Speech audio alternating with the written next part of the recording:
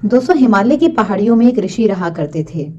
जो कि आयुर्वेदिक पद्धति, प्राणायाम और योग विद्या के विशेषज्ञ थे। अपनी इन्हीं विशेषताओं के कारण काफी दूर दूर से लोग उनके पास अपना इलाज करवाने आते थे। इसी तरह से ऋषि का काफी नाम सुनकर एक व्यक्ति उनके आश्रम में उनसे मिलने आता है और कहता है, ऋषिवर, मैं पास के ही गांव का एक जमींदार हूँ और मेरा काम कुछ इस तरह का है कि मेरा ज्यादातर वक्त बैठने में ही निकलता है और ज्यादातर बैठने की वजह से और शारीरिक मेहनत ना कर पाने की वजह से मेरा मोटापा दिन प्रतिदिन बढ़ता जा रहा है और मोटापा बढ़ने के कारण तरह तरह की बीमारियों ने मुझे घेर रखा है और अब तो मेरा मोटापा इतना बढ़ गया है कि मुझे उठने, बैठने और चलने में भी तकलीफ होने लगी है। तो क्या आप मुझे कोई ऐसा तरीका बता सकते हैं जिसकी मदद से न केवल मैं अपने आप को स्वस्थ रख पाऊं बल्कि अपना वजन भी कम कर सकूं। ये सुनकर ऋषिवर ने कहा, बिल्कुल ऐसा एक तरीका आयुर्वेद में है, लेकिन इसके लिए सबसे पहले तुम्हें अपने शरीर में अंदर जमा हुई गंदगी को बाहर निकालना होगा। साथ ही ऋषिवर ने कहा,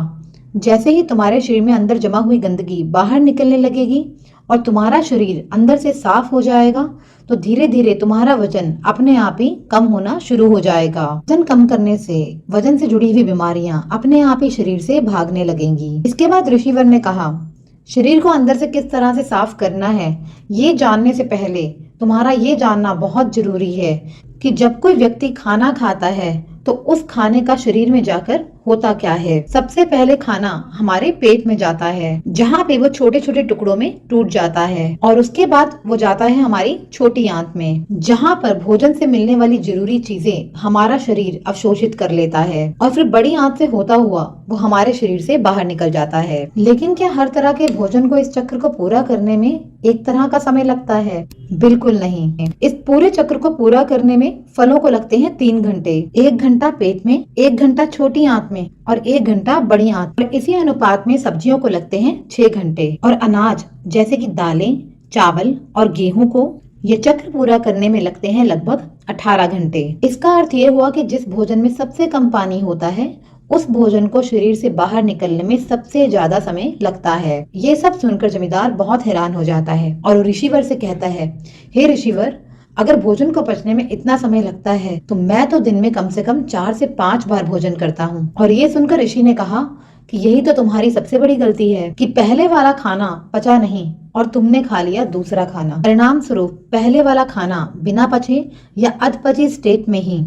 आगे की तरफ बढ़ना शुरू हो जाता है और अंदर ही अंदर सड़ना शुरू हो जाता है और इसी तरह का अधपचा हुआ खाना हमारे शरीर में गैस, खट्टी डकारें, पेट में जलन, पेट में कीड़े और पेट फूलने का कारण बनता है। इस तरह का अधपचा हुआ खाना जो कि हमारी आंतों से चिपक जाता है वो कई बीमारियों का कारण बनता है। ऐसी चीज जो कि हमें प्रकृति से नहीं मिल रही है उसे पचाना हमारे शरीर के लिए बहुत ही मुश्किल होता है और फिर ऐसा भोजन ही हमारी आंतों में चिपककर एक मोटी परत बना देता है। भोजन से मिलने वाले तत्वों को हमारी आंतें हमारे शरीर के अलग अलग अंगों तक पहुंचाती हैं। लेकिन अगर हमारी आंतों पर पहले से सड़ा हुआ खाना, सड़ा हुआ भोजन, अलग अलग तरह की परतें जमा हुई हैं तो धीरे धीरे वो परतें भी हमारे खून में मिलना शुरू हो जाती हैं और जब इस तरह की चीजें हमारी रक्त में आती हैं तो हमारे अलग अलग तरह के अंगों को प्रभावित करना शुरू कर देती हैं और जिन अंगों के पास वो खून आगे जाएगा उनसे जुड़ी हुई बीमारियां हमारे सामने आनी शुरू हो जाती हैं। अगर इस तरह की गंदगी हमारी त्वचा की परतों के बीच में जमा हो जाती है तो हमारे चेहरे पर मुहासे आने शुरू हो जाते हैं। तो अगर ये गंदगी गुर्दों तक पहुंच जाती है तो वो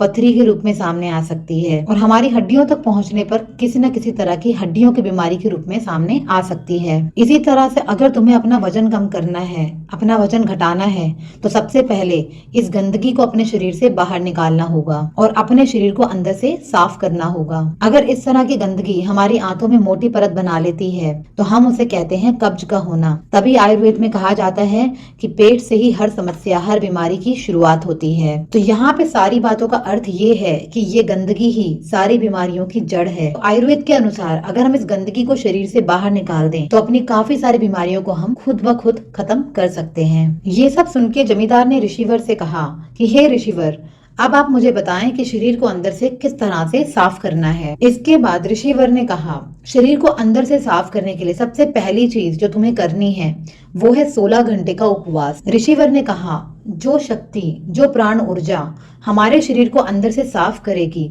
वो हमारे शरीर के अंदर ही है और हमें उस ऊर्जा को काम करने के लिए कुछ वक्त देना होगा। ऋषिवर ने कहा, तुम किसी औषधि से अपने शरीर को अंदर से साफ नहीं कर सकते हो। तुम्हारे शरीर की ऊर्जा शक्ति ही तुम्हारे शरीर को खुद ब खुद साफ करना शुरू कर देगी। और इसी तरह से जब हम 16 घंटे का उपवास करते हैं तो हम उस प्राण ऊर्जा को, उस प्राण शक्ति को अंदर से सफाई करने का समय देते हैं। हमारे प्राण शक्ति, हमारी ऊर्जा शक्ति एक ही समय पर एक काम कर सकती है। या तो वो एक समय पर भोजन को पचा सकती है या फिर शरीर की आंतरिक मरम्मत कर सकती है। लेकिन सबसे बड़े दुर्भाग्य की बात ये है कि ज्यादातर लोग हर समय खाते रहते हैं, जिसकी वजह से इस प्राण ऊर्जा को, इस प्राण शक्ति को अपना काम, अंदर की आंतरिक मरम्मत करने का समय नहीं मिल पाता है, क्योंकि सारा दिन ये प्राण शक्ति पहले काम में ही लगी रहती है, उसे अपना दूसरा काम करने का मौका ही नहीं मिलता है। इसके बाद ऋषिवर कहते हैं कि मान लो कि तुम अपना रात्रि का भोजन शाम को 7 बजे तक कर लेते हो और अगर तुम्हारा भोजन हल्का है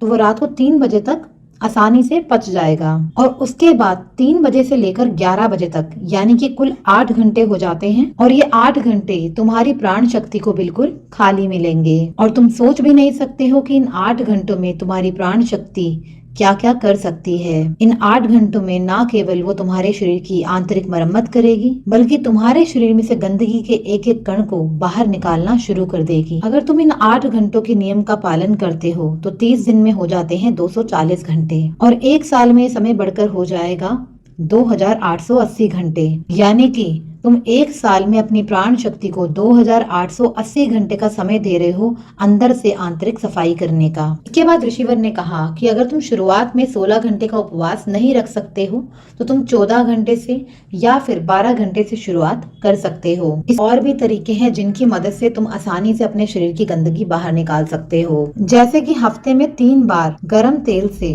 अपने शरीर की मालिश करना, योग या हल्के व्यायाम के द्वारा अपने शरीर से पसीने को बाहर निकालना, अपने भोजन में फलों और सब्जियों का अधिक से अधिक प्रयोग करना और हमेशा शुद्ध शाकाहारी भोजन का सेवन करना। इस तरह से ऋषिवर ने जमींदार की तरफ देखते हुए कहा कि अगर तुम इन सभी नियमों का पालन करते हो तो ना सिर्फ तुम्हारे शरीर की बीमारियां खत्म होने लगेंगी बल्कि तुम्हारा मोटापा भी दिन प्रतिदिन कम होना शुरू हो जाएगा। दोस्तों, उम्मीद करती हूँ ये वीडियो आपको पसंद आई होगी और अगर पसंद आई है तो इसे लाइक करना, शेयर करना और अगर आप चैनल पे पहली बार आ रहे हैं तो इसे सब्सक्राइब करना बिल्कुल भी ना भूलिएगा।